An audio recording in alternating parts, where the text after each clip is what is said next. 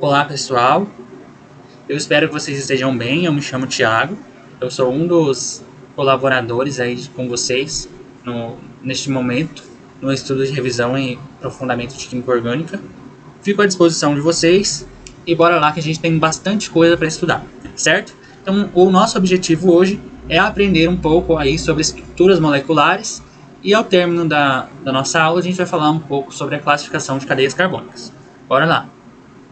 Vocês já viram um pouco sobre hibridização e ligações covalentes nas aulas anteriores com a professora Elise, mas eu quero reforçar alguns aspectos porque a hibridização e as ligações que ocorrem entre carbono, elas são o seio da química orgânica. Então, a partir disso que toda essa disciplina se desmembra. Então, vamos lá. O carbono ele pode sofrer 3 tipos de hibridização. A hibridização sp3, sp2 e sp.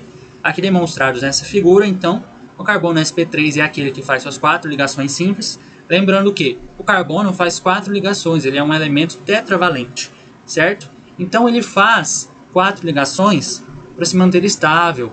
Lembrando lá que ele tem 4 elétrons na sua camada de valência, então para ele atingir os 8 elétrons, ou seja, o seu octeto se igualar ali aos gases nobres, ele precisa ganhar mais 4 elétrons. Então, para que isso seja possível, o carbono sofre hibridização e aí a gente tem a classificação é sp3, sp2 e sp. A hibridização sp3, como eu já falei, é a hibridização em que o carbono está no estado fazendo 4 ligações simples. A hibridização sp2, nós temos o carbono fazendo uma ligação dupla e 2 ligações simples. A hibridização sp, então, ela ocorre em 2 casos. No primeiro caso, nós temos aqui o carbono fazendo uma ligação tripla e uma ligação simples. E o segundo caso da hibridização sp é quando o carbono realiza 2 ligações duplas. Graças à hibridização, então, o carbono ele consegue formar longas cadeias e essas cadeias têm uma estabilidade normalmente muito alta, certo? Então é isso, gente, que garante aí, nós vamos ver moléculas com milhares de átomos de carbono, graças à hibridização. Se não fosse a hibridização, isso não seria possível. Continuando então a nossa revisão aí, e agora falando um pouco mais sobre ligações covalentes. Quando a gente fala de ligações covalentes, nós estamos falando aí do compartilhamento de elétrons entre elementos para se manter estáveis. E quando a gente está nessa vertente de estudo, nós observamos o quê? Para os átomos realizarem ligações covalentes, nós temos aí um compartilhamento de elétrons, e esses elétrons envolvidos na ligação, eles são obrigatoriamente elétrons da camada de valência, ok? O carbono está aqui representado com seus 4 elétrons na camada de valência, e o hidrogênio tem 1 elétron na camada de valência, ok? Então, para formar uma molécula entre o carbono e hidrogênio, por exemplo, nós temos uma proporção aí nós teremos uma proporção de 4 átomos de hidrogênio para este átomo de carbono poder completar o seu octeto. Nesse caso aqui nós formamos a molécula de metano, em que é importante nós observarmos o seguinte: cada átomo de hidrogênio compartilha 2 elétrons com o átomo de carbono. Então cada átomo de hidrogênio compartilha 2 elétrons com o átomo de carbono. Então se há 4 átomos de hidrogênio compartilhando o par de elétrons com o átomo de carbono, nós temos, portanto, o carbono com seu octeto completo. Nessa estrutura que nós estamos verificando aqui, não há elétrons livres. Nós vamos observar no próximo exemplo, ali onde ocorre elétrons livres, irá influenciar em várias propriedades e na atividade dessa molécula. Então agora nós temos esse exemplo, em que o átomo de carbono compartilha elétrons com 2 átomos de hidrogênio e 1 átomo de oxigênio. Observem o seguinte: entre o carbono e o oxigênio estão sendo compartilhados 2 pares de elétrons. Então nós temos 2 ligações covalentes acontecendo aqui. E ao passo que entre o átomo de carbono e o átomo de hidrogênio nós temos 1 par de elétrons, que simboliza uma ligação covalente ocorrendo. Nesse caso aqui que nós estamos falando do carbono e oxigênio, essa ligação em que há 2 pares de elétrons, então ocorre uma ligação dupla, ok? Aqui uma importante coisa que nós precisamos observar também é que o oxigênio tem elétrons livres. Olha esses elétrons aqui dispersos ao redor do oxigênio, não estão em ligação com o carbono. São elétrons livres, que irá influenciar aí quando vocês forem estudar as propriedades moleculares, mas também muito importante vocês terem noção que isso vai influenciar lá na reatividade da molécula quando vocês forem estudar os mecanismos de reação. Existem algumas formas da gente representar moléculas, então nós já vimos aí a estrutura de Lewis, que vocês já aprenderam também na aula de ligações covalentes, e a forma mais simples da gente representar, ela deriva da fórmula de Lewis, da estrutura de Lewis, que é a fórmula de traços. Na fórmula de traços, então, nós substituímos cada par de elétrons por um traço, ou seja, cada tracinho representa um par de elétrons, que por sua vez, cada tracinho representa uma ligação covalente. Na fórmula de traço, nós temos duas opções. Nós podemos demonstrar os elétrons livres que estão ao redor dos átomos que os possuem, ou nós também temos a opção de ocultar esses elétrons livres. Não é obrigatório eles aparecerem. Mas, se você não consegue visualizar essa molécula aqui no terceiro exemplo e ver implicitamente 4 elétrons ao redor do átomo de oxigênio de uma forma não ligante, então eu aconselho que você desenhe da segunda forma, tá? Então é muito importante a gente identificar quando há a presença de elétrons livres, porque como eu falei, isso irá influenciar em diversas propriedades da molécula.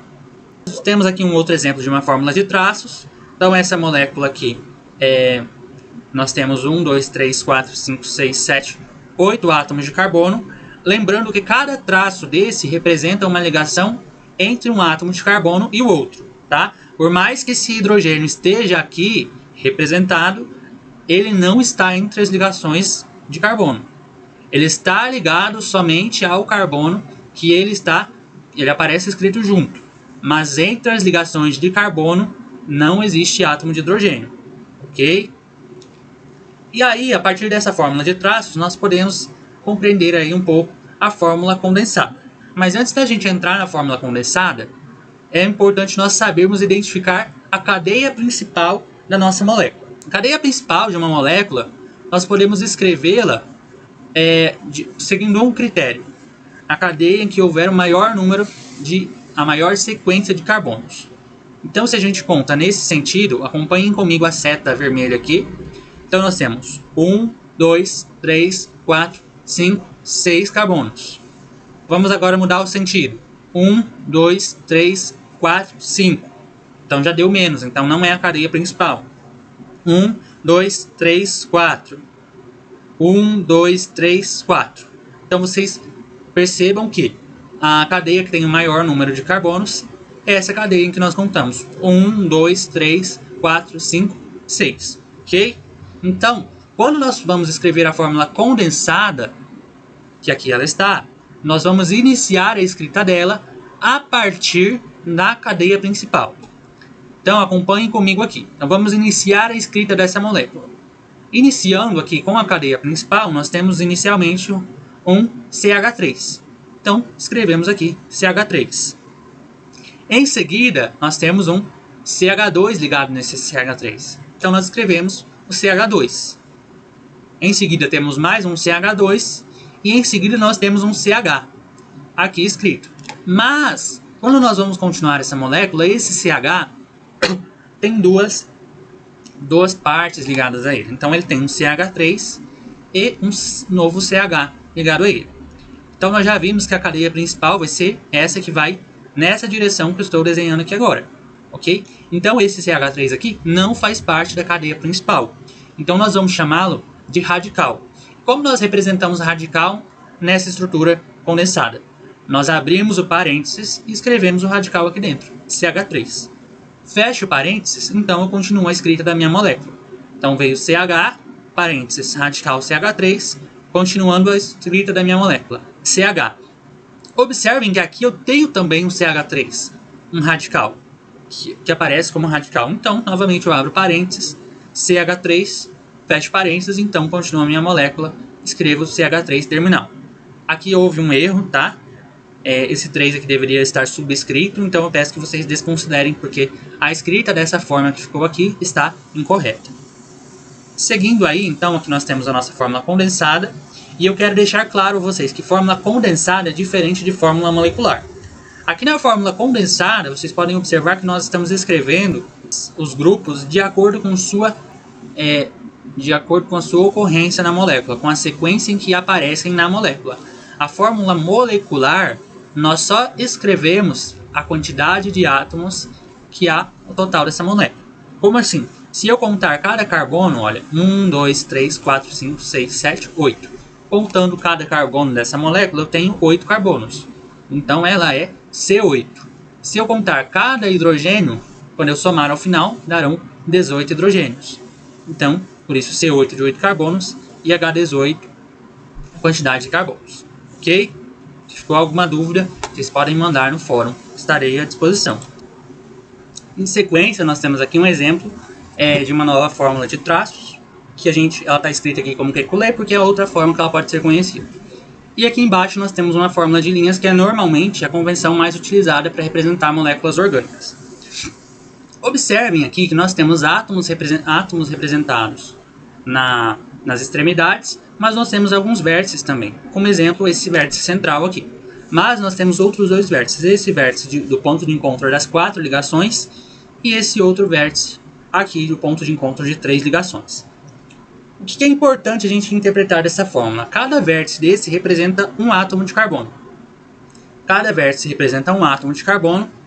E uma outra coisa que nós precisamos interpretar é que os hidrogênios complementares, eles são ocultos nessa fórmula. Como assim? Nesse exemplo do vértice central aqui, desse átomo de carbono central, nós observamos o seguinte: ele faz uma ligação com um átomo de carbono à esquerda, uma ligação com o átomo de carbono à direita, mas o carbono precisa de 4 ligações para ser estável. Então, se nós temos só 2 demonstradas, então faltam mais 2 ligações. Essas ligações que são ocultas, elas são ligações entre carbono e hidrogênio, que nessa convenção da fórmula de linhas, elas não são demonstradas, mas nós identificamos implicitamente, nós sabemos que elas estão aqui.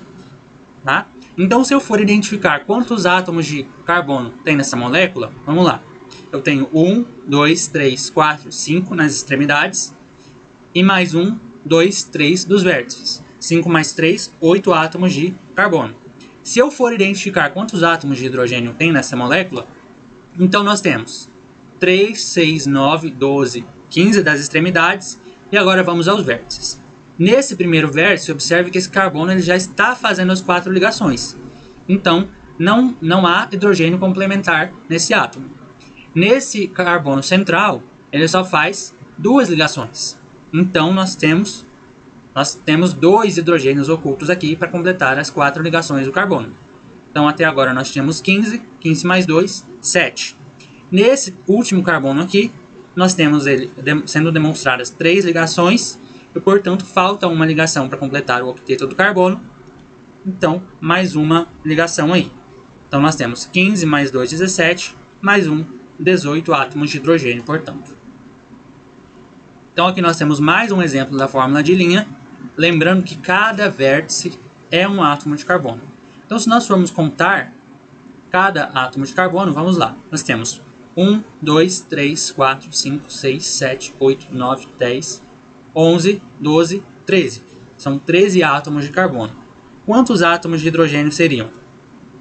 Então, nós temos já identificados 3, 6, 9, 12. E agora vamos aos ocultos. Para identificar os ocultos, vamos fazer mais fácil aqui. Os 13 carbonos já estão identificados aqui. Para identificar os hidrogênios ocultos, vamos lá. Nesse carbono enumerado aqui do número 2, nós observamos que ele já faz as 4 ligações, que se repete no carbono 3. Então, o 2 e o 3 eles já fazem as 4 ligações, olha, porque eles têm uma tripla e uma ligação simples. Então, não há hidrogênio oculto aqui. No 4 acontece similar, porque nós temos 4 ligações simples ocorrendo aqui, então não há hidrogênio nenhum oculto. Já no 5, no 6, no 9 e no 10, então nós temos 2 hidrogênios ocultos em cada carbono, e nós observamos que cada um deles, tanto no 5 quanto no 6, no 9 e no 10, estão sendo demonstradas apenas 2 ligações. Então, para cada um desses, nós temos 2 hidrogênios ocultos. Então, são 4 átomos, 4 vezes 2, 8. Vamos contar os hidrogênios com aqueles que já estão identificados. 8 mais 3, 11. 11 mais 3, 14. Mais 3, 17. Mais 3, 20. Então, a fórmula molecular do nosso composto é C13H20. Então nós já identificamos aí algumas formas, algumas estruturas de representar as ligações nas moléculas orgânicas. Mas por que é importante então a gente conhecer compostos orgânicos? Vocês já tiveram uma introdução, já viram um pouco mais, mas como eu disse, nunca é demais a gente relembrar alguns conceitos importantes. O carbono, pessoal, ele permite aí a criação desde moléculas simples como metano, um CH4, até a estabilidade de moléculas de DNA, que tem mais de 100 milhões de átomos de carbono. E uma coisa interessante nesse grupo de moléculas é que o arranjo diferenciado dos átomos em que estão organizados influencia diretamente e muito a atividade molecular. Então aqui nós temos dois exemplos de cadeia. Nós temos essa cadeia, que é uma cadeia formada por 2 ciclos, e aqui uma cadeia aberta. Certamente as propriedades desses compostos são muito diferentes, devido ao arranjo molecular desses compostos. Então vamos estudar agora algumas classificações aí de cadeia carbônica. Então nós vamos estudar hoje a classificação quanto à ramificação, quanto ao fechamento da cadeia, tipo de ligação entre carbonos e a natureza dos átomos. Então, a classificação quanto à ramificação, comentei com vocês que radicais são grupos os quais não estão presentes, eles estão presentes na molécula, mas não fazem parte da cadeia principal. Então, nesse exemplo de cima, a gente tem uma cadeia bem linear, certo? Mas aqui no exemplo de baixo, no exemplo inferior, nós temos uma cadeia em maior parte linear, mas aqui no carbono identificado como 8 e no carbono identificado como 11, nós temos a presença de radicais. Então, a presença de radicais aqui faz a gente classificar essas duas cadeias de diferentes formas. Então, essa cadeia de cima, que ela é uma cadeia totalmente linear, a gente chama de simples, e a cadeia que apresenta radicais nós chamamos de cadeia ramificada. É interessante a gente identificar que as ramificações influenciam muito na propriedade físico-química desses compostos. Então aqui nós temos 3 compostos de 5 carbonos, ou seja, os 3 têm a mesma quantidade de carbonos, mas quando a gente vai observar o ponto de ebulição deles, são muito distintos. Então a figura 1 tem ponto de ebulição de 36 graus Celsius, a figura 2 tem ponto de ebulição de 28 graus Celsius e a figura 3 tem ponto de ebulição de 9 graus Celsius. E todos eles têm a mesma quantidade de carbonos, mas o seu arranjo e as formas de ramificações ali influenciam nas propriedades físico-químicas que refletem no ponto de ebulição. Aí eu deixo com vocês esse questionamento: por que ocorre essa diferença de ponto de fusão? Eu quero que vocês reflitam. Nas próximas aulas a gente vai discutir um pouco sobre isso, mas é importante que vocês já comecem a pesquisar um pouco sobre essa diferença de ponto de ebulição. Outra forma de classificação de cadeia carbônica é quanto ao fechamento da cadeia. Então aqui nós temos uma cadeia que ela não é totalmente linear, mas ela não tem nenhum fechamento. Então a gente vai chamar essa cadeia de aberta ou alifática. Nesse segundo exemplo aqui, nós já temos uma cadeia que ela tem um anel fechado. Então nós chamamos essa cadeia de fechada ou cíclica. Essas cadeias fechadas ou cíclicas, elas ainda podem ser divididas em duas formas, que a gente vai estudar mais para frente, mas eu já vou apresentar para vocês aqui uma cadeia aromática. Ela é aromática, a grosso modo, devido às suas duplas ligações alternadas no ciclo, tá? Mas a gente vai ter uma aula só para estudar sobre a aromaticidade. Seguindo então aqui, nós temos aqui um exemplo de cadeia que ela tem uma parte que ela é cíclica, ela tem uma parte dela que é fechada e uma outra parte é aberta ou alifática. Então nós chamamos essa de cadeia mista. Aqui nós temos também uma outra forma de classificação de cadeias. Então quando a cadeia, os átomos de carbono da minha cadeia, eles são ligados apenas por ligações simples, não há ligação dupla nem tripla entre carbonos, então essa minha cadeia é uma cadeia saturada. Então aqui nesse primeiro exemplo nós vemos que não há nenhuma ligação dupla nem tripla entre átomos de carbono. Nesse segundo exemplo aqui, nós temos aqui duas coisas importantes. Olha, nós temos a presença de duas ligações duplas. No entanto, como eu falei, a cadeia só é insaturada se a ligação ocorrer entre carbonos da cadeia principal. Então aqui, se vocês observarem,